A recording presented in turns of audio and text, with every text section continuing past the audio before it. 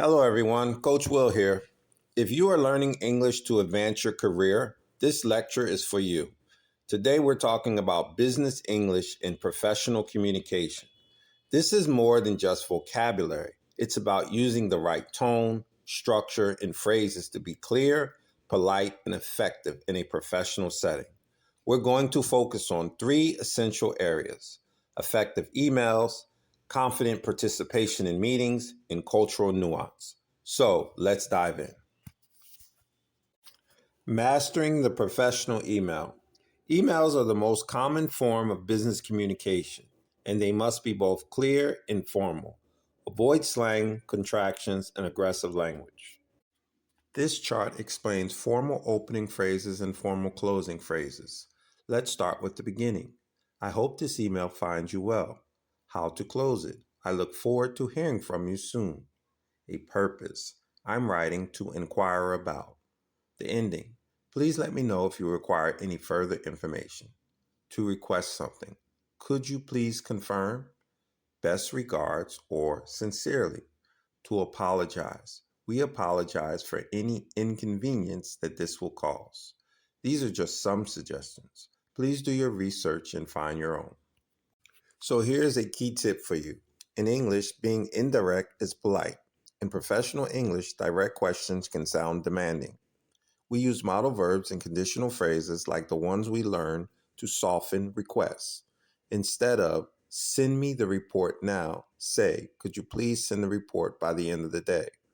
Or would it be possible for you to share the document? Here are a few that I like to use when you are waiting for a response.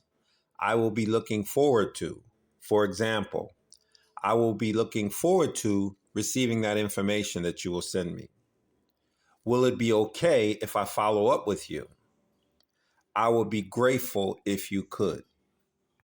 Meetings require you to listen, understand, and contribute confidently. Knowing the right phrases helps you enter the conversation smoothly. Next, we have a chart with some phrases that will help you in a business meeting. Useful English phrases. So, interrupting politely. Excuse me for interrupting, but I have a question about. May I jump in here? Giving your opinion.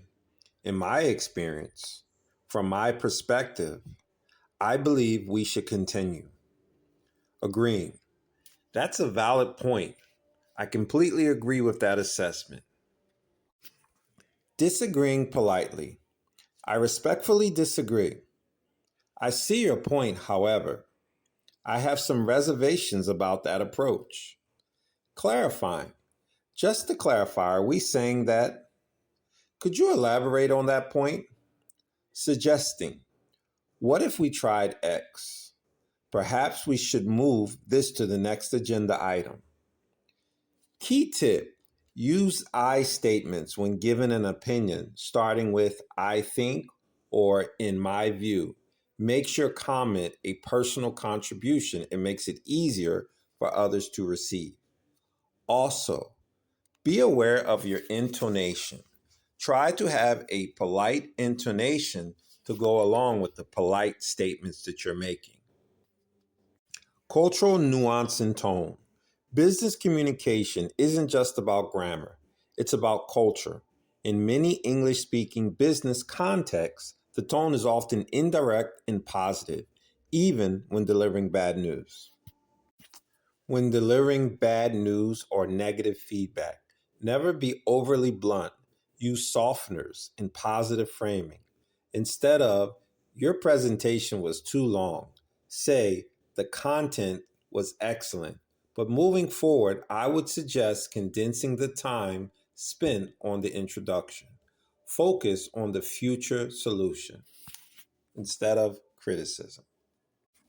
Deadlines and follow ups. Be firm but polite. To follow up, just checking in on the status of the report. A gentle reminder that the deadline is approaching.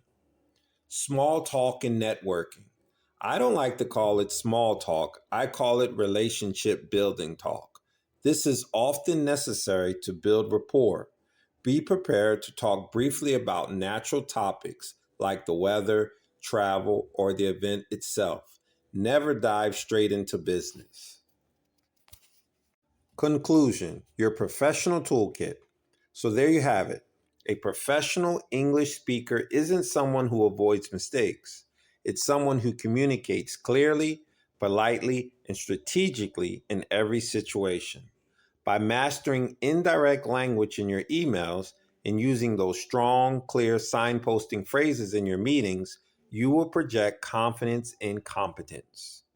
I believe you have all the tools you need to master professional English. Your challenge now is to go back to a few emails you sent recently and rewrite 3 of them using more formal and indirect language. Keep up the great work, and I'll see you in the next lesson.